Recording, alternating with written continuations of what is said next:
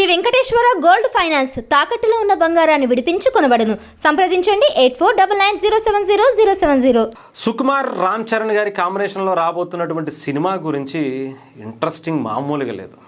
అసలు ఏ రకంగా ఈ సినిమాని ప్లాన్ చేశారో తెలియదు, కానీ అసలు ముందే ఇంకా అసలు చెప్పాలంటే ఇంకా సెట్స్ మీదకి వెళ్ళక ముందే రచ్చలేపేస్తుందని చెప్పాలి. సుకుమార్ గారికి సంబంధించి ఈ సినిమా రామ్ చరణ్ గారి కాంబినేషన్లో రాబోయేటువంటి సినిమా 2 పార్ట్లుగా రాబోతుంది. ఒక రూరల్ బ్యాక్ డ్రాప్లో ఈ సినిమా చేయబోతున్నారు అనేటువంటి వార్తలు వినిపించాయి. ఒక పార్ట్లో ఈ సినిమా స్టోరీని అంతా కూడా చూపించలేము, పుష్పలాగే ఈ సినిమాని కూడా 2 పార్ట్లో రిలీజ్ చేయాలనేటువంటి భావనలో ఉన్నారు అని కొంత అయితే వినిపించింది. బట్ కాకపోతే లేదు, ఒక పార్ట్గానే రిలీజ్ చేద్దాం, కొంచెం మనకు తెలుసుగా కొంచెం డ్యూరేషన్ ఎంత ఎక్కువైనా కూడా ఈ మధ్యన కంటెంట్ ఉంటే డెఫినెట్గా చూస్తున్నారు అనేది యానిమల్ సినిమాతో మనకు ఒకసారి ప్రూవ్ అయింది.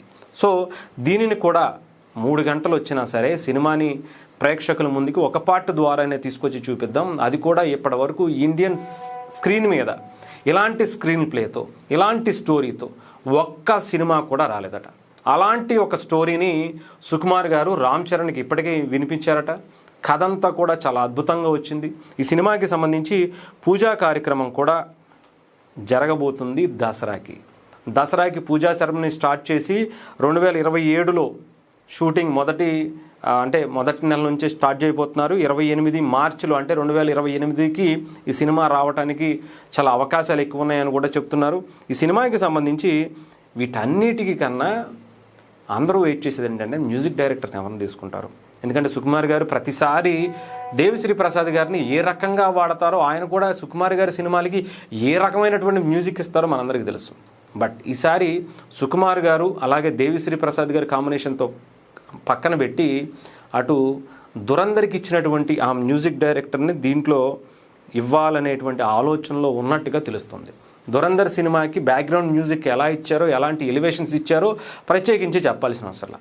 సో ఆ మ్యూజిక్ డైరెక్టర్ని ఇప్పుడు సుకుమార్ అలాగే రామ్ చరణ్ గారి కాంబినేషన్లో రాబోయేటువంటి సినిమా కోసం ప్లాన్ చేస్తున్నట్టుగా తెలుస్తుంది.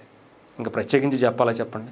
ఎలా ఉంటుంది అంటే సినిమా చూసిన తర్వాత నోట వెంట మాట రాకుండా చేసేటువంటి పరిస్థితే ఉంటుంది. కానీ ఎందుకంటే సుకుమార్ గారి ఆ స్క్రీన్ ప్లే, ఆ ప్రజెన్సు ఇప్పటి వరకు మనం చూస్తూనే ఉన్నాం. సో దాన్ని మళ్ళీ రిపీట్ చేయటం, మరొక రంగస్థలం లేదంటే పుష్పాను దానికి మించి ఉండేలాంటి పరిస్థితి ఉంటుంది. కానీ ఎక్కడా తగ్గే విధంగా అయితే మాత్రం కనిపించట్లే.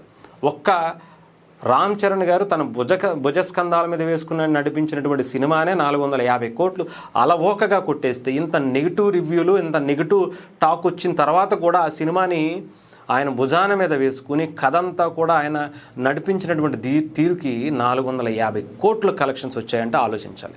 ఆయన 500 కోట్ల సినిమా ఒక్క సింపుల్గా అలా లాక్కొచ్చినటువంటి వ్యక్తి ఇప్పుడు సుకుమార్ లాంటి ఒక ఎలా ఉంటుందంటే ఒక హై రేంజ్డ్ యాక్షన్ సీన్స్ని ఇంకొక దాన్ని తీసేటువంటి ఆ డైరెక్టర్తో పాటు కలిసి వస్తే ఇంకా ప్రత్యేకించి చెప్పాల్సిన అవసరం. ఎందుకంటే పుష్పకి ఆ రేంజ్ సెట్ చేశారు. రామ్ చరణ్ గారు RRRతో కావచ్చు, ఇప్పుడు వచ్చేటువంటి ఆ పెద్ది కావచ్చు, రంగస్థలం కావచ్చు, ఇలాంటి సినిమాలతో ఆయనకు ఒక బెంచ్ మార్క్ సెట్ అయింది. సో ఈసారి కొట్టబోయేది 1000 కోట్లు మినిమం కొట్టాల్సిందే అనేటువంటి టార్గెట్తోని ఈ సినిమాని ప్లాన్ చేస్తున్నారట. ఎక్కడా కూడా అన్ని విభాగాల్లో కూడా నెక్స్ట్ లెవెల్ ఉండేటువంటి టెక్నీషియన్స్నే తీసుకుంటున్నారట.